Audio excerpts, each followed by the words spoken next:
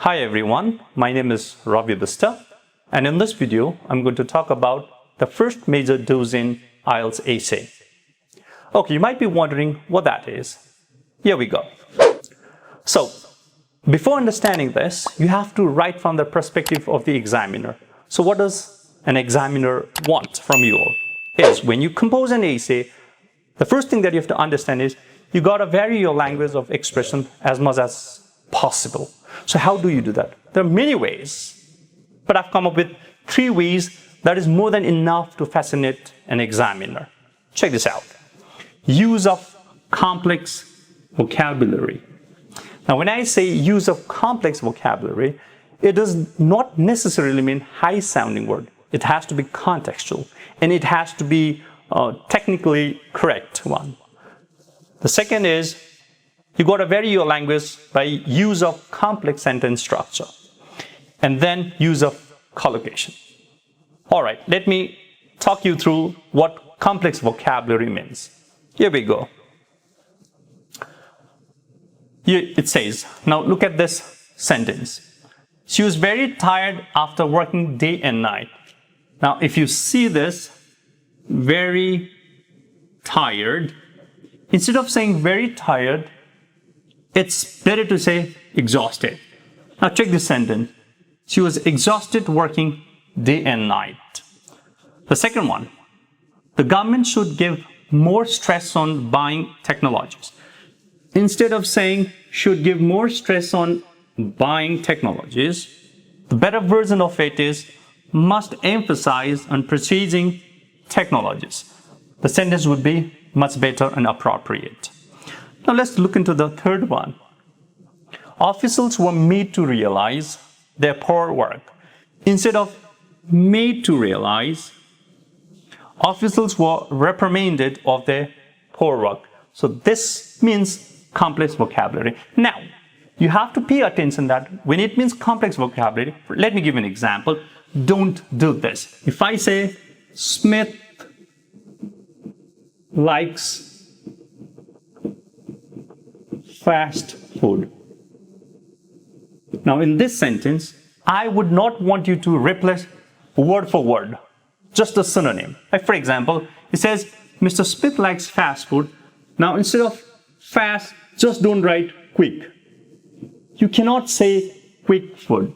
So when using complex vocabulary, it does not mean you're just using synonym. It has to be contextual and meaningful. I hope you got this. Now let us move into the second point. Okay, here we go. Complex sentence structure. Now, before understanding complex sentence structure, what you have to understand is you have to understand what dependent clause is and what independent clause is. Now, what actually is a clause? Okay, a clause is a group of words that includes at least a subject and a verb. Okay, now, what is a dependent clause? Means a clause that cannot depend on itself. Rather, it needs the support of another clause. It's like saying dependent clause is a parasite, because a parasite needs a host to survive. Likewise, a dependent clause needs the support of another independent clause to mean something meaningful. And now you could use complex sentence structure in 2 major ways. Either you could start with dependent clause and then independent clause. Now if you do so, make sure that a comma splits the clause. Or another way is you could start with independent clause plus dependent clause. Here you don't need comma to split the clause.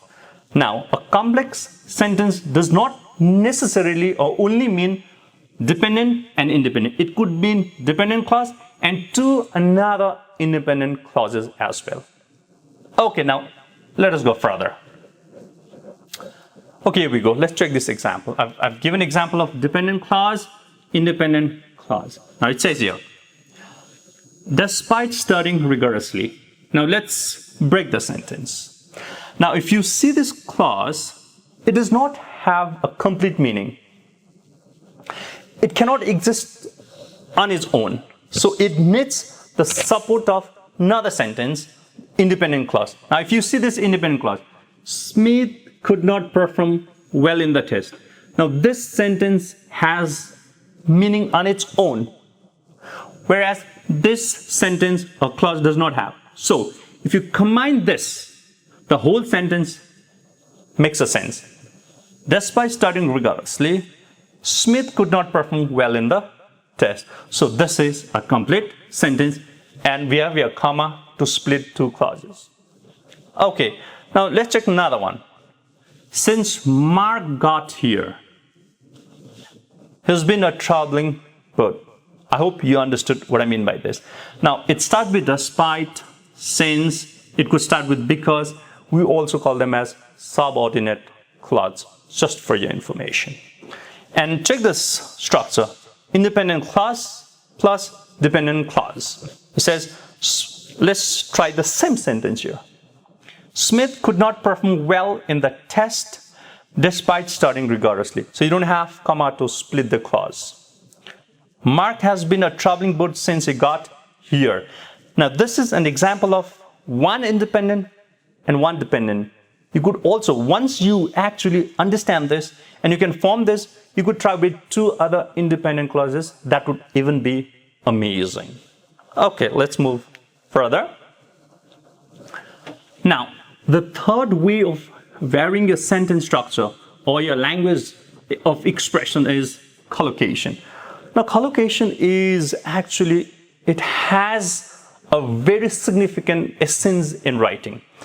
This makes you sound like a native speaker, and that's natural. So, what is collocation? It's actually two or more words that usually go together. And there are major 6 types of collocation. Check this out. It could mean adverb plus adjective, adjective plus noun, or it could mean noun and noun, a collective noun form. It could mean a verb, noun, verb, adverb, and finally a verb with expression with preposition. So this is collocation. Now let me give you a few examples of this collocations. Okay, now check this out.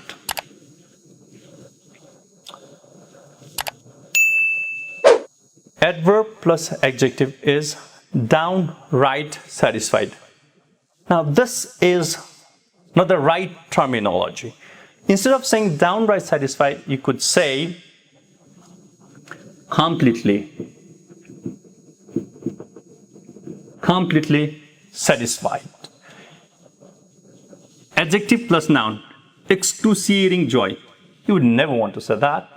So it should be excruciating pain. So I'll give a symbol this for the head word. So it's completely satisfied. Excruciating pain. Now let's go with noun plus noun. A rush of anger. You wouldn't say that. So instead of a rush of anger, you could say surge. A surge of anger. And instead of in noun plus verb, you say tigers shout. First, that would be the most funniest sentence or a phrase. Tigers is not shout, it is roar. And it says undertake or do suicide. So you could say commit. So these are. Now let's see this in a complete sentence. Here we go.